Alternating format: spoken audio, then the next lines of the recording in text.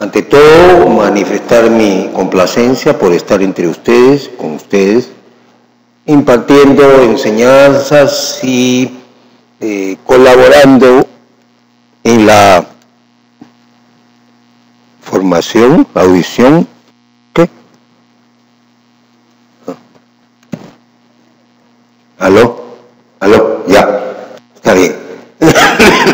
Bien, entonces vamos ahora a hablar de los sistemas motores. De los sistemas motores de la parte de la fisiopatología, yo voy a tratar de enfocarme en estos sistemas motores desde el punto de vista estrictamente fisiopatológico, pero generalmente no se puede hacer esto de una manera tan eficaz. Y eso, me acordé.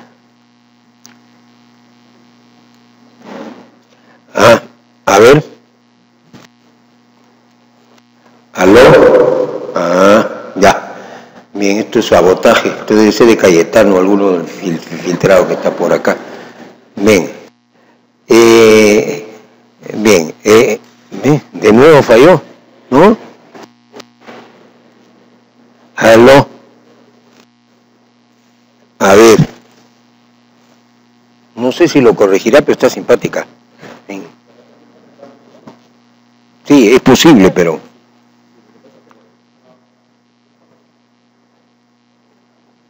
Tiene mala pila. Necesita el urólogo. Sí.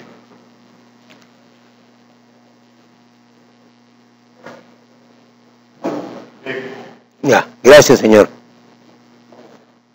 Muy amable, gracias. Bien, entonces vamos a hablar de los sistemas motores, tratando de, digamos, ponernos un poco del lado de la fisiopatología, pero con algunas pequeñas briznas, con unas pequeñas cosas de clínica muy elementales ligadas a la fisiopatología. No es cuestión tampoco de que nos pongamos en el plan de los sabios de Grecia y entonces yo les hablo en difícil. Siempre trato de decir las cosas claras, hablar muy claramente, de la manera más sencilla, por supuesto, pegado a la ciencia, ¿no? Y de manera que ustedes comprendan. Lo que vamos a decir ahora, al final yo creo que tendremos un pequeño espacio de preguntas, pero si tienen alguna duda importante en el curso de la exposición, pueden interrumpirme, no hay problema, resolveremos las cosas. Bien, entonces, ese soy yo, algunas pocas cosas, ¿no? Hice mi posgrado en la Universidad de París, en la Salpêtrière, en el hospital de la Salpêtrière, el mayor hospital de Europa, de Europa Occidental. Solamente Rusia tiene hospitales más grandes, hospital de 2.500 camas, ¿no? Con un servicio de neurología de 250 camas, ¿no? Entonces, realmente vimos muchos casos. Y también en Jackson Memorial Hospital en Miami, donde también vimos bastante neurología, y en el Queen's College en Londres, donde también vimos algunos casos. Entonces, con 40 y tantos años de neurólogo, algo he visto, ¿no? Entonces, la neurología es complicada, es terrible, y entonces siempre trato de darle un poco de humor, de hacer algunas cosas, unos chistes o algo, porque dicen que neurología, mujer y gato, no hay nada más ingrato, ¿no? Y dentro de la neurología, la neuroanatomía es básica. Ustedes tienen, ¿no?, que saber un poco de neuroanatomía para poder comprender la neurología, ¿no? Aunque estudiar neuroanatomía para algunos es más aburrido que bailar con su hermana, pero de todas maneras, ¿no?, tenemos que hacernos a la idea. Bien, el sistema, no se ve muy bien, pero el sistema motor tiene varios niveles, pero esquemáticamente podemos tener 3 grandes niveles de sistema motor, uno de los cuales no es motor, pero que sin él no podría existir un sistema motor adecuadamente funcionante. El sistema motor piramidal, que tiene neuronas piramidales y que está constituido por el fascículo córtico espinal y el fascículo córtico vulvar. Es el sistema voluntario por excelencia. Después viene el sistema motor extrapiramidal, que el nombre le fue puesto por exclusión, lo cual hace que el nombre sea malo, porque es como si yo clasificara al género humano en mujeres y no mujeres, o en hombres y no hombres, ¿no? Entonces el sistema motor extrapiramidal se le llamó así porque no era el piramidal, no se le dio otro nombre más original. Entonces el sistema motor extrapiramidal está conformado por el núcleo caudado, el putamen, el globus pallidus, el núcleo rojo, el núcleo de Lewis, la sustancia negra y los núcleos reticulares. Y finalmente el sistema cerebeloso, que no es un sistema motor, pero que es indispensable para el funcionamiento de la motricidad porque contribuye al control y la coordinación de los sistemas motores. Entonces, dentro de los sistemas motores tenemos tres cosas. El sistema motor por excelencia, el piramidal, que responde a la voluntad. El que no se nota porque no responde a la voluntad, pero cuando falla lo notamos terriblemente con enfermedades como el Parkinson o la Corea de Huntington. Y el que no es motor sensu estricto, pero que es indispensable para el funcionamiento de los dos sistemas anteriores. ¿No es cierto? El sistema motor piramidal, que es esencialmente voluntario, tiene dos niveles. La neurona motora superior, de ahora en adelante NMS, que ordena, da la voluntad para el movimiento, y la neurona motor inferior, que conecta al sistema motor con el músculo, que es el ejecutor del movimiento. Es dos niveles. Neurona motora superior, llamada también primera neurona, y neurona motor inferior, llamada también segunda neurona, ¿no? La neurona motora superior se origina en el área 4, y esto ya es un recuerdo neuroanatómico, en la circunvolución frontal ascendente, en la capa de las células gigantopiramidales, llamada capa de células de Betz, por el neuropatólogo Betz, que las descubrió al microscopio. Son tan grandes las células gigantopiramidales que, por ejemplo, una neurona cortical típica, una neurona de la primera capa, tiene 8 micras y una neurona gigantopiramidal tiene 120 micras, ¿no? 120 micras, o sea, es 115 veces mayor. Por eso se llaman neuronas gigantopiramidales y piramidales, porque tienen forma de pirámide. Yo tuve alguna vez un estudiante que era más bruto que una piedra, ¿no? Y cuando se le preguntó dónde nadan las células piramidales, dijo en Egipto, ¿no? Porque se le ocurrió que eran las pirámides. Entonces, espero que no cometan ese tipo de errores, ¿no? Si cometen ese tipo de errores van a aparecer parlamentarios. Bien. La vía de la neurona motora superior desciende a través de los hemisferios cerebrales, el tronco encefálico y la médula espinal. Yo utilizo acá las abreviaturas corrientes. Entonces ya saben ustedes que NMS no es nicotina más sabrosa, sino neurona motora superior, y T es tronco encefálico y ME médula espinal. En esta última, o sea, en la médula espinal, hace sinapsis con la neurona motora inferior, y al hacer sinapsis con la neurona motora inferior se constituye otro sistema funcional. O sea, ya pasamos a la neurona motora inferior, ¿no es cierto? De acuerdo a esto, la neurona motora superior puede ser interrumpida a diferentes niveles. O sea, puedo tener una interrupción arriba, en la parte media de su trayectoria, o en la parte inferior de su trayectoria. Y cada interrupción, cada lesión, en este caso, léase lesión por interrupción, nos da una característica, ¿no? Las cuales, según el modo que las desencadene, o sea, qué cosa pasa con esa neurona, por qué se desencadena, por qué se interrumpió, por una hemorragia, por un traumatismo, por un tumor, por un absceso, por una inflamación, ¿no? Entonces, ese es el modo desencadenante. Y el tiempo en que se genera, o sea, el paciente está bien y a las 2 horas está con una hemiplegia, o durante semanas pierde un poquito el movimiento y después de 6 meses recién nos damos cuenta que le falta fuerza en el lado izquierdo del cuerpo. No son maneras bruscas, agudas, subagudas o crónicas. Y acá está Hewlett Jackson, porque Hewlett Jackson fue un gran neurólogo que describió como elemento diagnóstico a finales del siglo XIX el tiempo como elemento de diagnóstico. Para Hewlett Jackson, el tiempo en que se desarrollaba una lesión ayudaba al diagnóstico. Por ejemplo, yendo con las hemiplegias, si yo tengo un sujeto que se acuesta en su cama, un hombre de 75 años, hipertenso, que se acuesta en la noche muy bien y al día siguiente aparece con una hemiplegia severa, evidentemente tiene, ¿qué tiene? Un accidente vascular cerebral, una enfermedad vascular cerebral.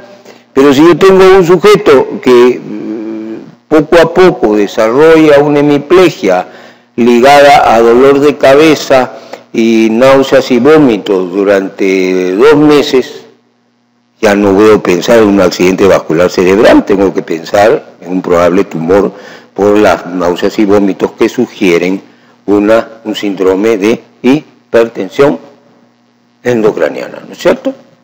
Entonces, el tiempo y el modo en que se desencadenan nos dan indicios, ¿no? Por ejemplo, el inicio brusco, compromiso motor con cefalea intensa, pérdida de conocimiento, vómito y hemiplegia, por probable hemorragia cerebral, ¿no? Simplemente por la forma en que se presenta. ¿Y cuáles son los niveles lesionales en la afectación de la neurona motora superior?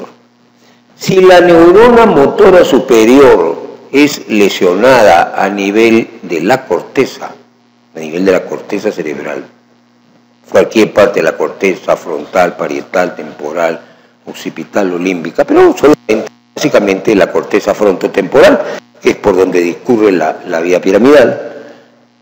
Si en la corteza cerebral la afectación motora es parcial. ¿Por qué es parcial?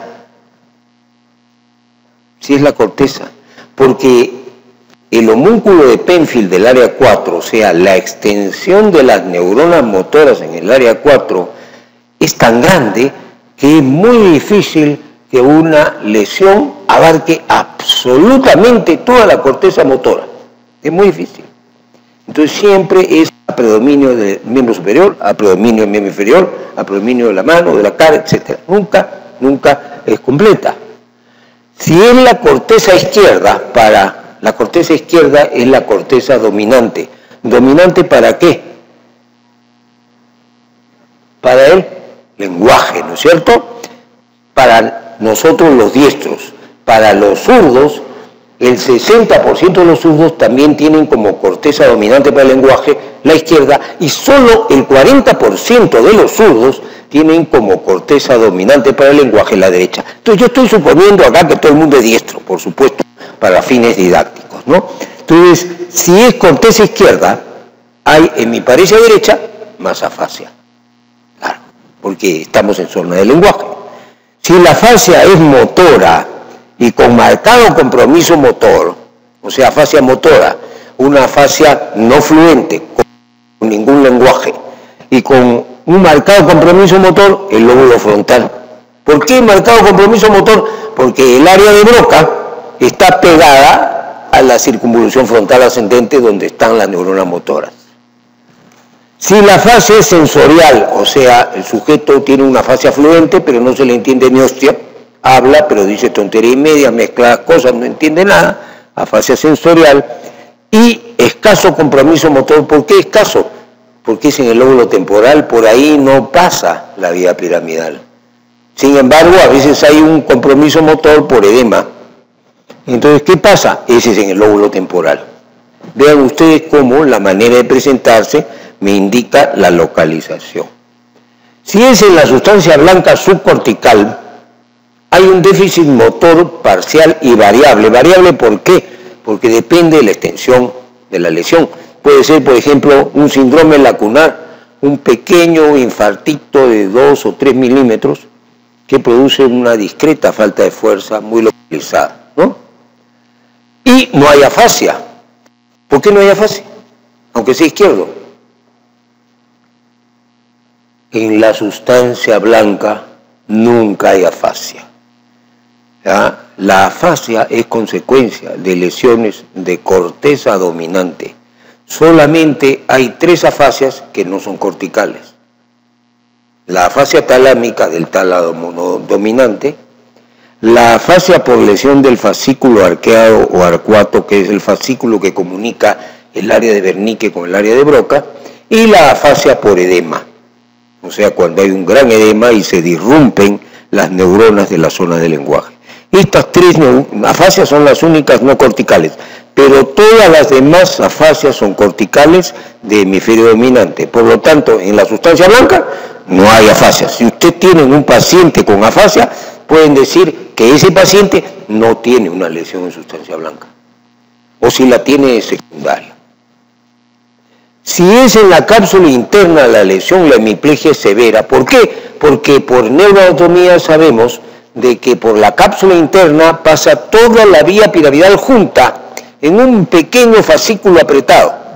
Pasa todas las neuronas piramidales pasan por la cápsula interna juntitas. Entonces, le pasa algo a la cápsula interna, se lesiona por hemorragia, tumor, absceso, y hay una hemiplegia del lado contrario, por supuesto, completa, ¿no? Si es en el tronco encefálico, siempre hay una hemiparesia contralateral y compromiso del nervio craneal del mismo lado de la lesión. Por ejemplo, el síndrome de Weber. El síndrome de Weber es un síndrome de ¿qué parte del tronco encefálico? ¿Alguien sabe? ¿Ah? Del mesencéfalo, muy bien, el señor lo sabe, no estaba hueveando, ¿no? El síndrome de Weber es del mesencéfalo. Entonces, ¿qué pasa? Síndrome de Weber, por ejemplo, si yo tengo un paciente con hemiparesia izquierda, ¿y qué nervios craneales son mesencefálicos? El tercero y el cuarto. Entonces, en el síndrome de Weber hay una parálisis, paresia del lado contrario, y la parálisis del tercer nervio nos indica el lado de la lesión. Por ejemplo, tengo una parálisis del tercer nervio derecho con hemiparesia izquierda, la lesión es en el lado derecho, en el lado del nervio craneal afectado. Acuérdense, los nervios craneales producen lesiones ipsilaterales y por lo tanto siempre nos dan el lado de la lesión. ¿Ah? Parálisis del tercer nervio, ptosis palpebral, midriasis, ¿no?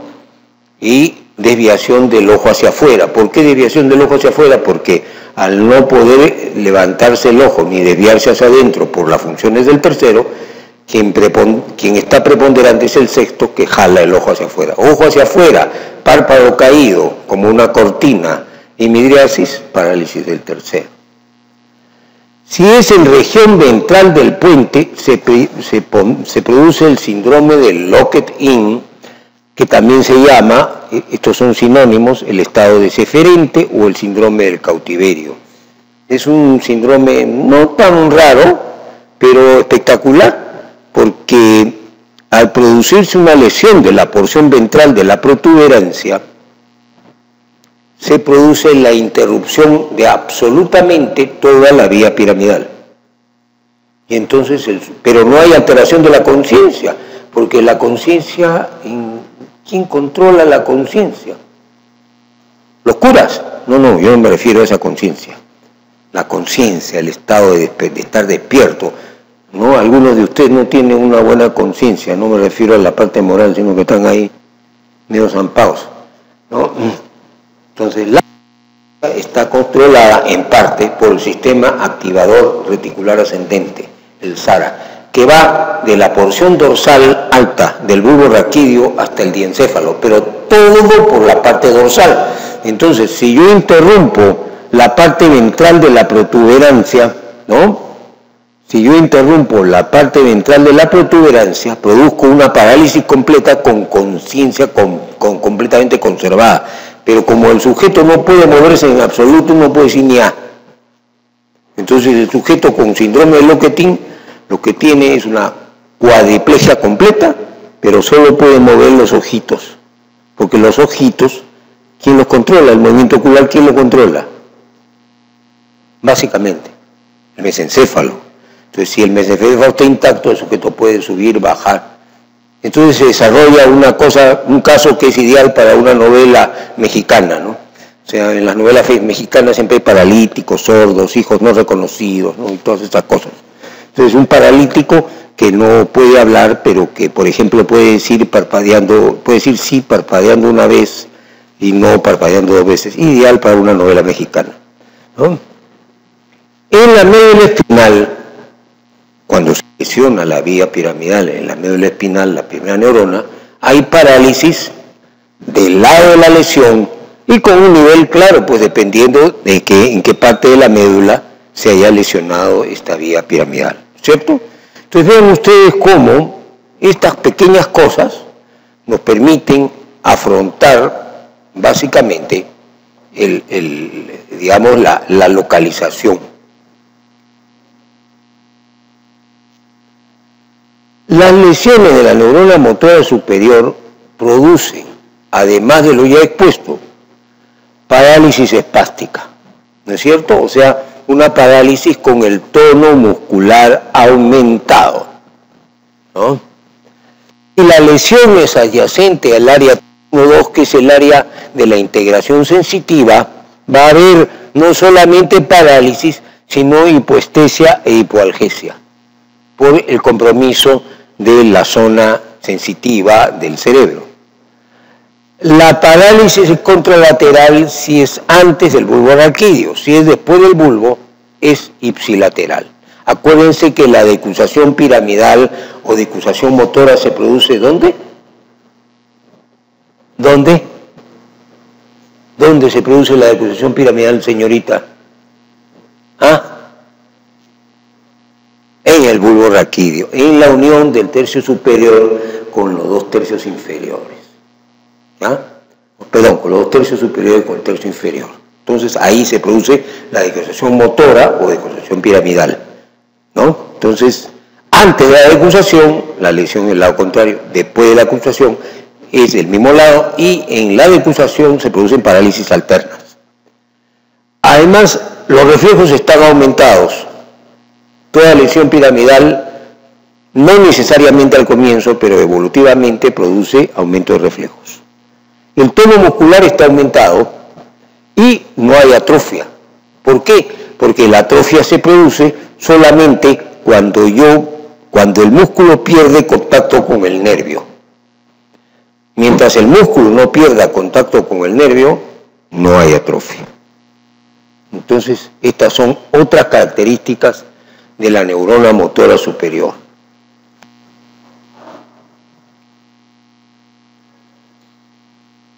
Y las lesiones de la neurona motora inferior, o sea, las lesiones del asta anterior de la médula para adelante. ¿Qué cosa produce? Parálisis flácida del mismo lado, o sea, ipsilateral. Los reflejos están o disminuidos o ausentes, ¿no? El tono muscular está disminuido y hay hipotrofia o francatrofia, que contribuye esta hipotrofia a la pérdida del tono, porque al no haber músculo no hay tono. Si no hay música no hay tono, si no hay músculo no hay tono, ¿eh? Miren, nada. La neurona motora inferior, o sea, esta neurona que queda en el asta anterior de la médula. Estas son las que establecen el contacto final con el músculo. O sea, yo les digo a estudiantes de neuroanatomía, que todavía no la entienden muy bien, ¿no? Problema de la neurología, el problema para las generaciones actuales, el problema de la neuroanatomía y la neurología, es que hay que estudiarla, ¿no? Por ejemplo, si yo le pregunto a la señorita, usted señorita, ¿cómo me puede definir el arte? ¿Qué es el arte? El arte no es morirte de frío, ¿no? Me refiero a el arte. ¿Qué es el arte para usted? No, defínalo como le parezca.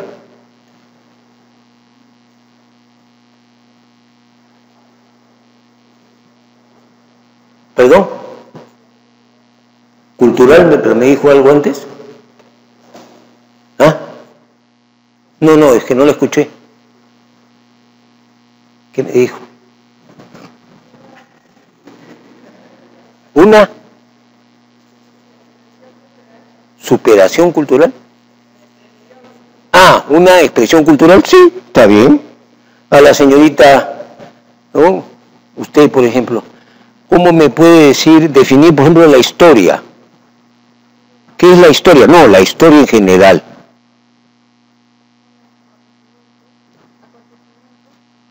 A los acontecimientos del pasado, ¿ya ve? Y en cambio yo le pregunto a la señorita, ¿cuáles son las eferentes del pedúnculo cerebroso superior? Se puede estar ahí hasta el fin del universo. Si no sabe, está muerto. Entonces, eso infiere una cosa. En neuroanatomía, en neurología y en ciencias neurológicas hay que estudiar. Es cosa que a veces le saca ronchas a algunos, ¿no? Entonces, no, hay que estudiar. Y no estudiar estupideces del internet, y no, porque internet es muy lindo, es muy bueno, pero tiene sus bemoles, porque yo, por ejemplo, a mí me gusta, de repente se me ocurre que me gusta la física cuántica. Y entonces me pongo a mi página de física cuántica y me pongo a hacer mis artículos de física cuántica del libro de Coquito, del quinto de primaria, de ahí leo. Y me pongo a escribir estupidez. Entonces, si alguien me lee, dice, caramba, qué interesante física cuántica. Pero no, pues, ustedes tienen que leer de fuentes informadas, no de cualquier tontería que aparece en internet, y estudiar bastante. A algunos alumnos de neuroanatomía que les ponía para estudiar 80 páginas, doctor, qué difícil. Mire, cuando yo daba examen de neuroanatomía allá por los tiempos del Lobo,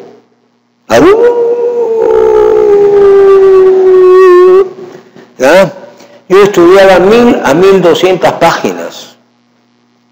Yo no podía tener enamorada, la única enamorada que podía tener eran a estudiantes de mi mismo año, ¿no? Porque imagínate en qué tiempo tenía que estudiar hasta en el baño, ¿no? Terrible. Entonces, pero ahora el estudio se ha vuelto difícil, ¿no? Entonces, estudien, hay que estudiar. Bien.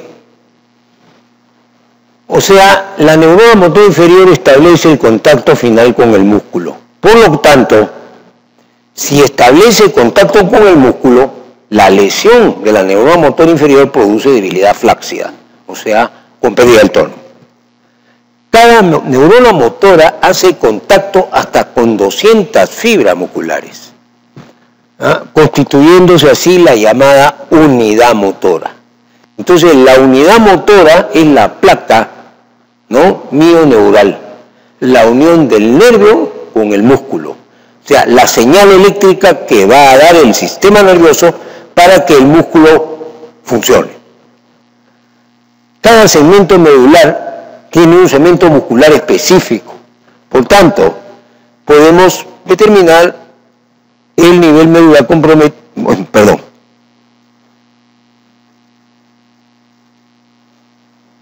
Podemos determinar el nivel medular comprometido por su influencia sobre la metámera. Por ejemplo, si yo tengo una parálisis del ombligo para abajo, yo sé que la lesión está ¿en dónde? En D10, ¿no es cierto? Si yo tengo una atrofia del bíceps tremenda, ¿no?, la lesión está en C5, bíceps C5. Yo les voy a dar una mnemotecnia y hasta cuando tengan 90 años se van a acordar de eso y se van a acordar de que el doctor Villalobos le dio la mnemotecnia.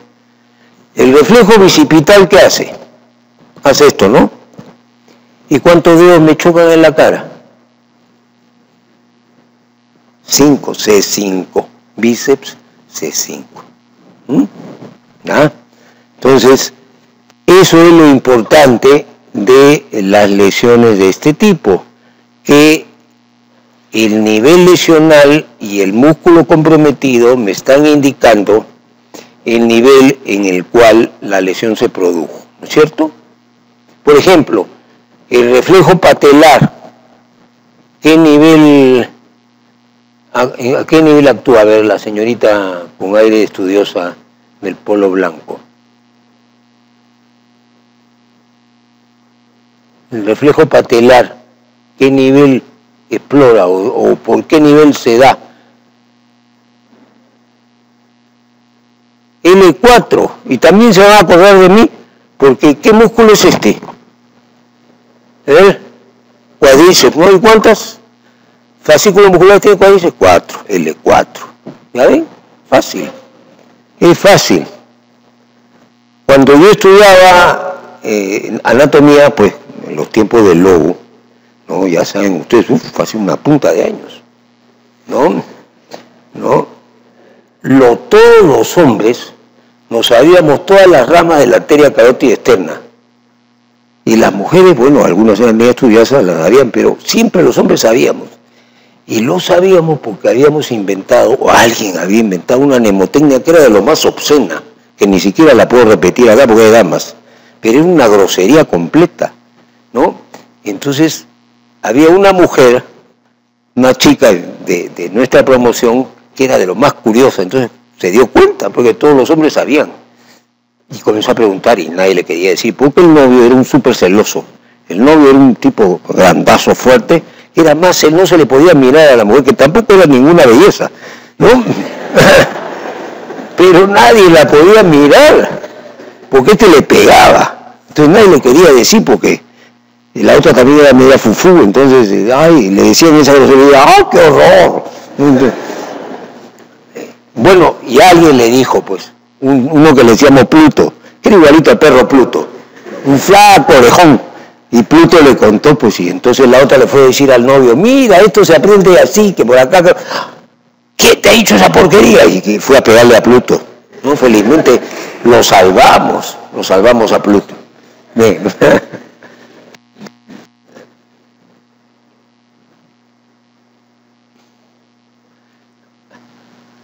Las fibras musculares de una unidad motora denervada descargan espontáneamente y producen fasciculaciones, que son visibles, ¿por qué? Porque son descargas de 200 músculos, entonces se ven.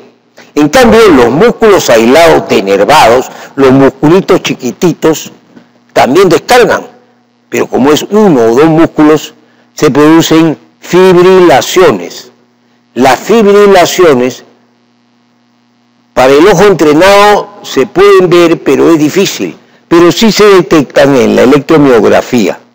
Y estas aparecen de 1 a 3 semanas después de la lesión. Entonces, tanto las fasciculaciones como las fibrilaciones son señal de lesión de neurona motora inferior. ¿Ah? ¿Ok?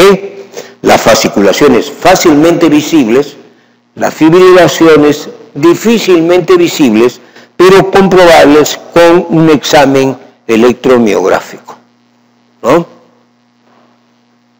Y no aparecen inmediatamente, sino entre 1 a 3 semanas después de la lesión.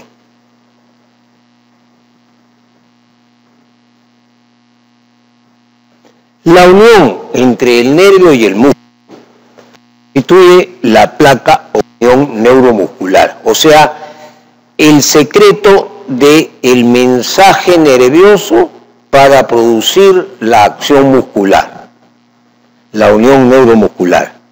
Entonces hay una terminal nerviosa motora que es presináptica, ¿no? El nervio mismo, y hay una placa terminal motora llamada placa postsináptica porque viene después de la sinapsis. Entre la presináptica y la sinapsis, en la postsináptica está la sinapsis, que la sinapsis, en realidad, como se creía antiguamente, y esto Ramón y Cajal le quitó el secreto, o sea, habló de el espacio, que hay un espacio. ¿Y este espacio cuánto mide el espacio sináptico? 2 kilómetros, 10 metros, 50 centímetros. Mide 1/5 de micra, 200 Armstrong. Una micra, una milésima de milímetro, un Armstrong, una milésima de micra. 200 Armstrong, 1/5 de micra. Es lo que mide la sinapsis. Entonces, entre la terminal nerviosa presináptica y la placa terminal motora postsináptica está la sinapsis, que mide 200 Armstrong, 1/5 de micra. A nivel de la sinapsis se liberan los neurotransmisores, que en el caso de la unión neuromuscular es la famosa acetilcolina, que se pone por sus siglas inglesas. No, colina en inglés es colin, con che. Entonces, el neurotransmisor de la unión neuromuscular es la acetilcolina. Todas las sustancias, todos los venenos que producen, que neutralizan a los receptores de acetilcolina o a la colina misma, producen parálisis. El famoso curare, el veneno de las selvas de los indígenas, de los selváticos peruanos brasileños, curare, ponían curare en la punta de la flecha, es un paralizador, es un bloqueador del receptor de acetilcolina. O sea, produce parálisis muscular, ¿no? Ese es el secreto. Esta es la unión neuromuscular. Acá está el botón presináptico de la terminal nerviosa, la sinapsis, la hendidura sináptica, que mide 1/5 de micra, 200 Armstrong. Esto de acá que ustedes ven que parece una rejilla es una mitocondria. La mitocondria es indispensable para renovar la energía a nivel de la producción de nuevo neurotransmisor. No, todo esto se produce con consumo de energía, y es la mitocondria, que tiene ATP y que lo transforma en ADP y en AMP, la que es una especie de bomba de gasolina o dínamo o batería de la terminal presináptica, ¿no? Entonces, la colina produce acetilcolina, ¿no? Y acá está la acetilcolina en las vesículas sinápticas, y cuando la vesícula sináptica se acerca a la terminal presináptica, se rompe la vesícula sináptica, se libera acetilcolina, y en la neurona postsináptica o en la placa neuromuscular, en este caso, ahí está célula muscular, hay receptores específicos de acetilcolina. Acuérdense que ninguna sustancia química, ningún medicamento puede actuar si no hay receptores. Los receptores son indispensables para que un medicamento actúe. Por eso esas cosas de las medicinas tradicionales, oye, que para el cáncer de próstata toma agua de centeno, son idioteces, porque no sabemos si hay receptores para el agua de centeno. Todo medicamento, para actuar, tiene que actuar a través de receptores, ¿no? Y todo medicamento debe afrontar una prueba doble ciego, ¿ya? ¿Saben lo que es una prueba doble ciego? Cuando yo tengo un medicamento, esto no viene mucho al caso, pero lo vamos a decir, tenemos tiempo todavía. Cuando yo ofrezco un medicamento al mercado, si yo lo produzco, por ejemplo, yo he hecho un analgésico, que me llamo Alberto, invento mi analgésico Albertín, ¿no? Entonces, mi analgésico Albertín, yo digo que es muy bueno porque yo soy el inventor, pero eso hay que probarlo. Entonces se hace un estudio doble ciego. ¿Qué quiere decir? Yo pongo mi medicamento en cápsulas, por ejemplo, y pongo un número de cápsulas con mi medicamento y otro número de cápsulas con una sustancia inerte, digamos almidón, y los pongo en frascos iguales, y solamente otra persona sabe en qué frascos está el Albertín y en qué frasco está el placebo, una sustancia inerte que se llama placebo. Entonces, selecciono dos grupos de pacientes, por ejemplo, 50 pacientes les doy el Albertín y 50 pacientes les doy el placebo. Los pacientes tienen que ser más o menos de la misma edad, con géneros mezclados, ¿no? Por ejemplo, no puedo reunir en los 50 pacientes por acá viejos de 70 años para arriba y acá muchachos de 15 años, no. Todo tiene que estar balanceado. Y entonces les doy el medicamento, las cápsulas a las dos filas sin saber cuál es el medicamento y después veo el resultado. Y entonces me doy cuenta que en la fila A se calmó el dolor en un 80% y en la fila B solo en un 20%. El placebo puede calmar el dolor o puede calmar los síntomas hasta un 30%. Entonces, si yo he suprimido el dolor en un 80%, el medicamento es efectivo. Ha superado la prueba doble ciego. ¿Por qué? Porque ni el investigador ni el paciente saben si están tomando placebo o si están tomando medicamento. Solamente el laboratorio no sabe. Y hay después un estudio que se llama triple ciego. ¿Por qué? Porque el laboratorio que da el medicamento a veces se hace el favor de mejorar sus resultados del no placebo y mejorar el resultado del medicamento. Entonces se produce un estudio triple ciego. Ni el paciente, ni el médico, ni el laboratorio suministrador saben cuál es el placebo y cuál es el medicamento. Una empresa supranacional o supralaboratorio solo lo sabe. En este caso son empresas de alta confiabilidad como por ejemplo la SGS. ¿Alguien sabe lo que es la SGS? La Société Générale de Surveillance. ¿No la conocen? La Société Générale de Surveillance est une empresa française qui s'occupe de la du contrôle de la qualité et efficacité de médicaments. O sea, la Sociedad General de Vigilancia, así se llama traducido al castellano, ¿no? Se ocupa del control de la calidad, ¿no? Entonces, un medicamento que ha superado una prueba doble ciego es un buen medicamento, pero si ha superado una prueba triple ciego, es un excelente medicamento, está de fierro.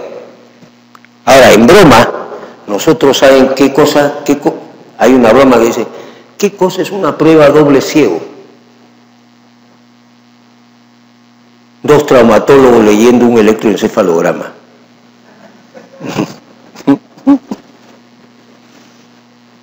Bien, entonces acá vemos cómo el neurotransmisor es liberado, acetilcolina, y es captado por los receptores. Si no hay receptores, o si los receptores están bloqueados, el medicamento no actúa. ¿Ah? También intervienen los iones de calcio controlando el voltaje, ¿no? ¿Cómo se interrumpe la transmisión neuromuscular? Por ejemplo, en el síndrome miasténico de Lambert e Eaton. En el síndrome miasténico, que produce miasténico, cansancio del músculo, astenia, cansancio mío, músculo, hay anticuerpos contra el canal de calcio. Y nosotros vemos acá el canal de calcio, ¿no?, que también regula la entrada de medicamentos. Por lo tanto, si hay medicamentos si altera el canal de calcio, altera la entrada del medicamento, ¿no? Del neurotransmisor, ¿no? Y al alterarse el canal de calcio, se disminuye el neurotransmisor. Los tóxicos bloqueadores del neurotransmisor, por ejemplo, la toxina botulínica y los antibióticos aminoglicósidos, que son bloqueadores de acetilcolina y por lo tanto impiden la contracción muscular. Y en la miastenia gravis, en la cual hay anticuerpos contra los receptores de acetilcolina, por lo tanto la neurotransmisión está bloqueada. ¿Por qué en la miastenia gravis en algunas personas se producen anticuerpos contra los receptores de acetilcolina? No se sabe, pero esto se produce, ¿no?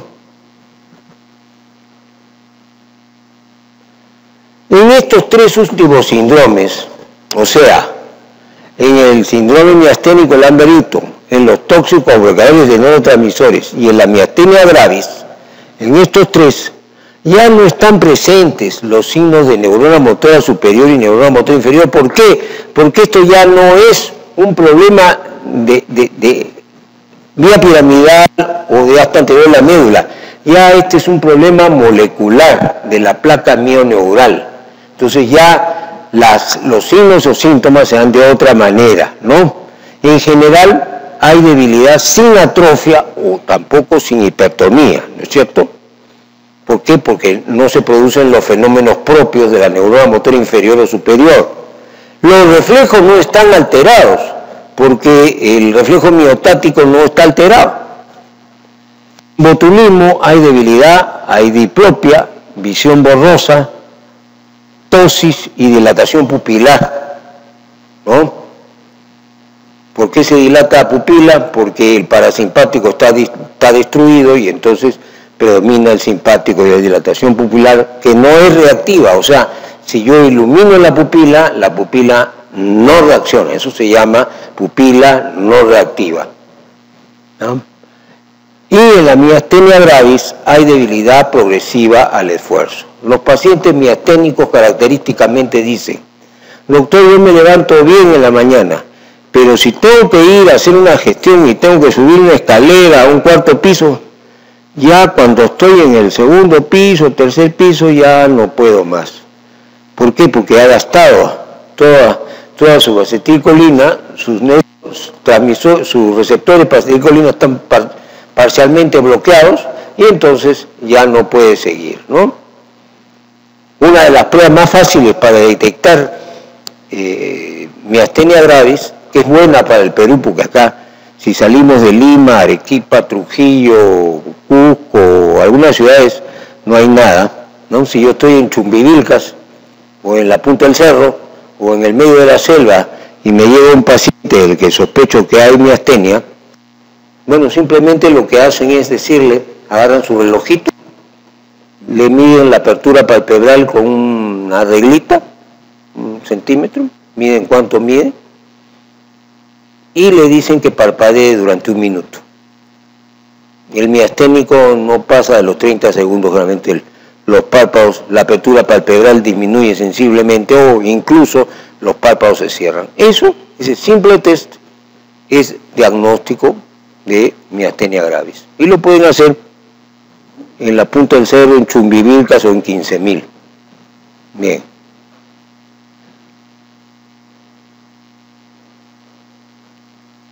De una manera esquemática podemos decir lo siguiente: los síndromes de neurona motora superior son contralaterales cuando están entre la corteza cerebral y el tercio superior del bulbo. Son ipsilaterales de la porción inferior del bulbo a la vía piramidal en la médula espinal. Los síndromes de neurona motora inferior cursan con atrofia, arreflexia, hipotonía y fasciculación, fibrilaciones desde la neurona motora inferior hasta la placa mioneural. Y solo con debilidad y otros signos y síntomas, como esto de los signos pupilares, en la placa mioneural, ¿no?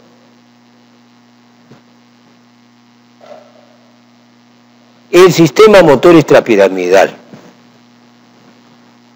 está constituido por los ganglios basales o núcleos basales, la sustancia negra y los núcleos subtalámicos.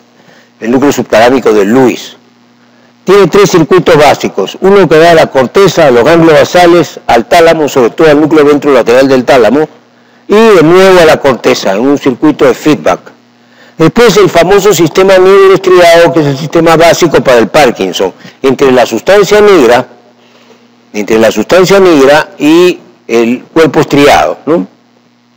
Y después hay uno, el tema menos importante, que va del locus al núcleo de Lewis y tiene deferentes hacia el locus niger y al cuerpo estriado para mantener el circuito extrapiramidal.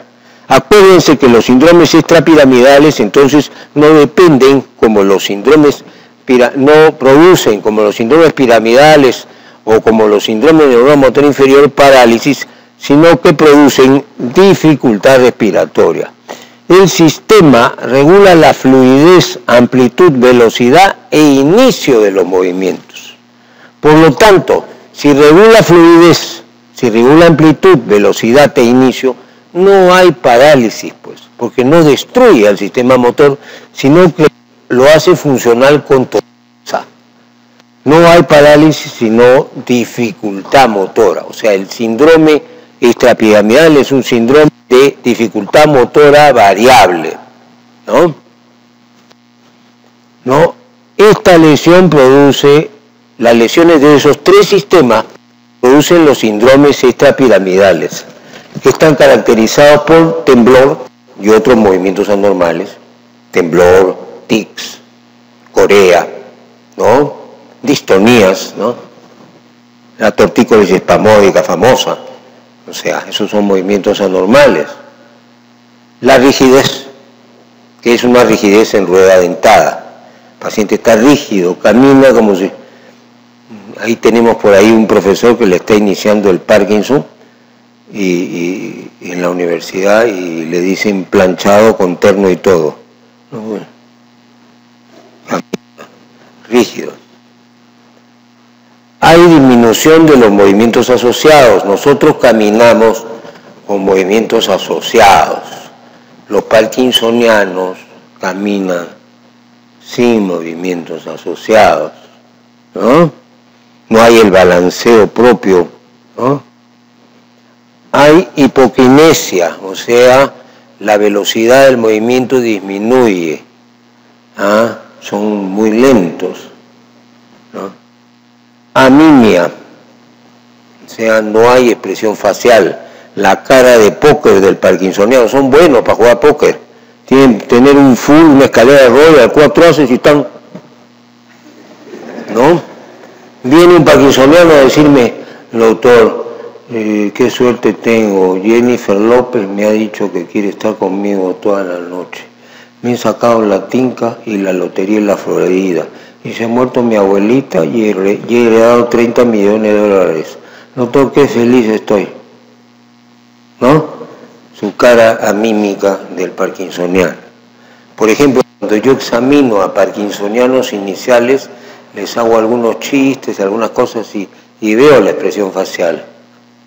Y no son de reírse fácilmente, ¿no? Entonces, hay una marcha propulsiva a veces. Claro, es la marcha propulsiva en los casos más patentes, más avanzados. La marcha propulsiva es nunca se caen, ¿no? Y otros signos menores o menos frecuentes, ¿no? Por ejemplo, sudoración excesiva, mucha grasa en la cara, a pesar de que generalmente son personas mayores. Pueden ser generados estos síndromes parkinsonianos por alteraciones funcionales o metabólicas, por ejemplo, administración de antipsicóticos o medicamentos antidopamina, o antitusígenos que tienen acción extrapiramidal. Yo me acuerdo que cuando mi hija mayor estaba chiquita, mi esposa le dio un medicamento que tenía una sustancia que producía síndrome piramidal, y de repente mi hija comenzó a caminar chueco. Mi hijita, que ahora tiene 45 años, ¿no? Comenzó a caminar chueco y se le doblaron los ojos, y mi mujer se dio un susto de muerte. No, yo vine y dije, bueno, esto es resultado de este jarabe. Lo llevé donde mi amiga y mi maestra, que en paz descanse, maestra, la doctora Susie Redenbeck, gran neuróloga. Nosotros le decimos la gringa porque era judía, gringa, era muy buena. Y me dijo, ¿qué? A ver, me dijo Alberto, ¿qué le ponemos? Hay que ponerle un aquinetón. Muy bien, esa es la respuesta. Pusieron su aquinetón, chao, síndrome extrapiramidal, ¿no? Hay verdaderas enfermedades. Estos son síndromes por administración de medicamentos antidopamina, por ejemplo, los antipsicóticos. Los antipsicóticos antiguos producían jóvenes con problemas extrapiramidales por la administración de estelacine, de clorpromacina y todos los antipsicóticos, ¿no? Haloperidol. En cambio, hay verdaderas enfermedades extrapiramidales como la de Parkinson y la corea de Huntington, que es heredada como un trastorno autosómico dominante. Si quieren ver bastante enfermedad de Huntington, váyanse a Cañete. En Cañete hay un montón de huntingtonianos, ¿no? Es el lugar del Perú donde hay más Huntington. ¿Por qué? Porque ahí se afincaron los italianos que trajeron el gen de Italia. El gen no es peruano, no es sudamericano, sino es europeo, ¿no? En cambio, la sífilis es de acá, del continente americano. Claro, como en Europa nadie quería tenerla, cuando se contagiaron de sífilis, los alemanes decían la enfermedad francesa, los franceses decían el mal italiano, los italianos decían el mal español y los españoles decían el mal inglés. Todos se pasaban la pelota, ¿no? El gen causal está localizado en el cromosoma 4P. Y finalmente el sistema cerebeloso, que no genera movimiento, lo coordina, ¿no? Por lo tanto, no es un sistema de movimiento, pero sin él el movimiento sería totalmente improductivo, ¿no? Entonces tiene tres partes. El arquicerebelo, que está compuesto por el complejo nódulo flocular y que se conecta con la rama vestibular del octavo nervio. Por lo tanto, al conectarse con la rama vestibular del octavo nervio, controla el equilibrio.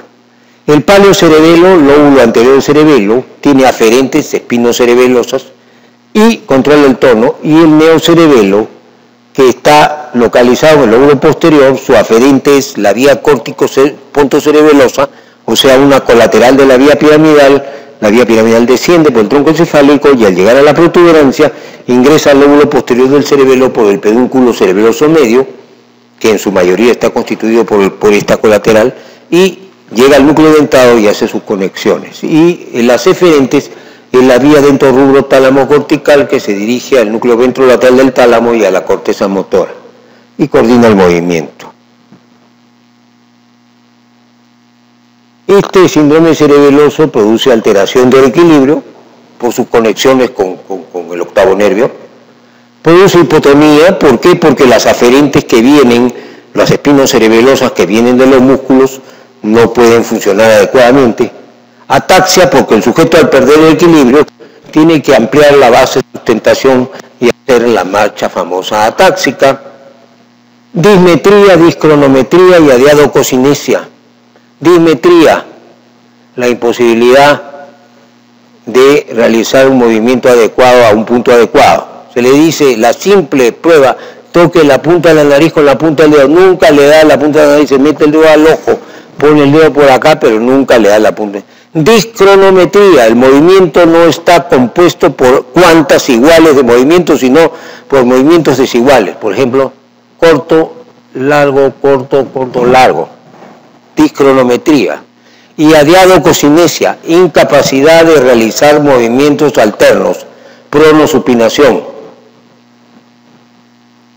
Cuando yo estaba en quinto de media había un baile en que se probaba la adiadococinesia, que sea, deja que diga, que hable, que piense, deja eso ya. Oye, era un par de estúpidos porque tanto la pareja femenina como el hombre, estaba de moda eso, ¿no?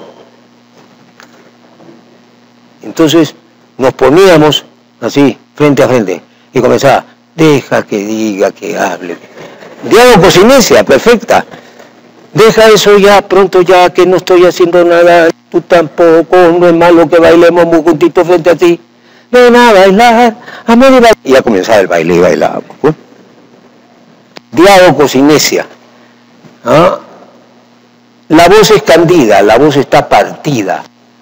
El cerebelo también controla la velocidad de emisión de la voz.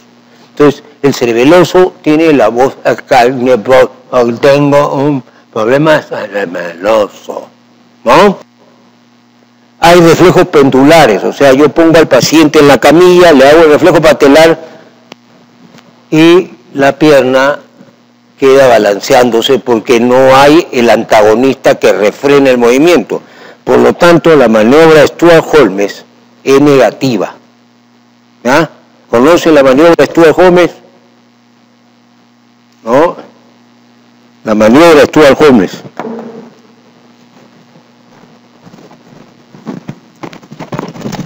A ver.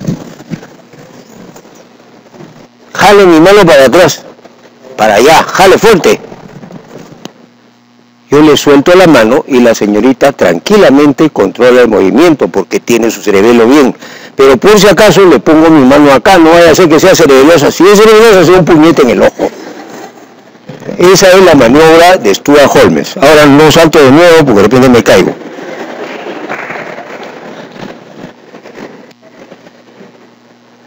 Y los signos cerebelosos son siempre ipsilaterales.